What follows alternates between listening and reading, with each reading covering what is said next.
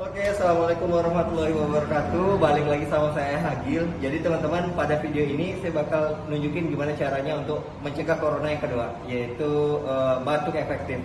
Karena yang kita ketahui, corona itu menyebar melalui percikan droplet atau percikan liur yang keluar dari mulut teman-teman semua.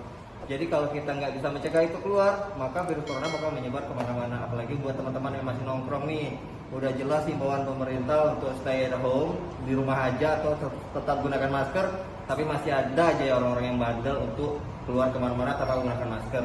Jadi yang pertama, kalau kita batuk dan bersin, kita pasti wajib menggunakan masker seperti yang saya gunakan ini. Karena masker ini sekarang langka, jadi teman-teman bisa menggunakan masker kain yang banyak dijual di pinggir-pinggir jalan, paling ya 15-20 ribu lah paling mahal.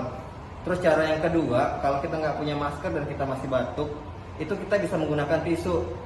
Jadi bawa kemana-mana harus bawa tisu. Ini saya bawa tisu, jadi caranya itu yang pasti maskernya harus dibuka dong, karena kan lagi batuk nih. Kalau kita batuk, kita harus batuknya ke tisu, jadi jelas. Karena semua percikannya bakal tertahan di tisu, jadi nggak kemana-mana. Bayangin aja kalau teman-teman batuk, nggak pakai masker, nggak pakai tisu. Yang pertama virus menyebar, yang kedua teman-teman ditonjok sama orang di sekitar teman-teman. Karena percikan liurnya kemana-mana. Yang ketiga, kalau nggak punya masker, nggak punya tisu, yang ketiga kita punya lengan baju. Jadi saat kita batuk, bakal ditahan oleh baju. Jadi tetap percikan liurnya nggak kemana-mana dan virus corona nggak bakal tersebar lagi, oke?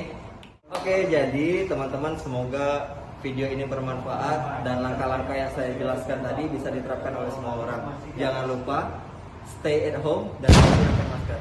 Dadah.